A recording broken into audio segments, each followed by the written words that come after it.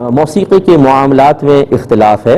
بعض علماء موسیقی کو فی نفسی ہی جائز قرار دیتے ہیں، اور ان کا کہنا یہ ہے کہ اگر یہ گندے اشعار کے ساتھ ہو تو ناجائز، ورنہ اچھے اشعار کے ساتھ ہو تو اس کا سننا صحیح ہے، اور بعض اس کو منع کرتے ہیں۔ موسیقی کے باب میں گروہ علماء دو حصوں میں بٹے ہوئے ہیں۔ ایک یہ کہتے ہیں کہ اگر موسیقی ایسی بیجا ہے اور گندے اشعار کے ساتھ ہے تو یہ منع ہے۔ یہ تو سبھی اس پہ متفق ہیں۔ جو بٹے ہوئے دو حصوں میں وہ یہ ہیں کہ پاکیزہ کلام ہو اور میوزک کے ساتھ ہو تو اس کو سن سکتے ہیں کہ نہیں۔ تو ایک گروپ تو وہ ہے کہ جو کہتا ہے کہ نہیں سن سکتے ہیں۔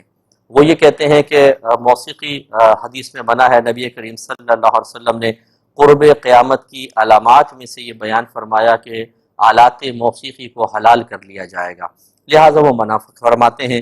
اور وہ یہی کہتے ہیں کہ اگر چاہے آپ میوزک اچھے کلام کے ساتھ سنیں، برے کلام کے ساتھ سنیں، چونکہ میوزک کے اثرات ایسے ہوتے ہیں کہ دل میں خرابیاں پیدا ہوتی ہیں۔ انسان ایک دفعہ اچھا کلام سنتا ہے، جب شوق پیدا ہوتا ہے تو برے کلام کی طرف بھی بڑھ جاتا ہے، تو وہ جانب احتیاط کو اختیار کرتے ہوئے مطلقاً منع کرتے ہیں کہ چاہے پاکیزہ کلام ہو چاہے برا، یہ نہیں سن سکتے ہیں۔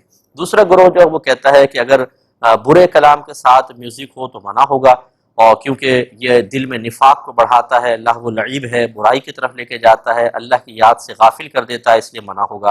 لیکن وہ کہتے ہیں کہ جب پاکیزہ کلام کے ساتھ میوزک ہوتا ہے تو اس کو فالو کرتے ہیں، اس کے حساب سے چلیں۔ ہم بہرحال اس سے اجتناب کا ہی کہتے ہیں، اور انہی علماء کو فالو کرتے ہیں جو جانب احتیاط کو اختیار کرتے ہیں۔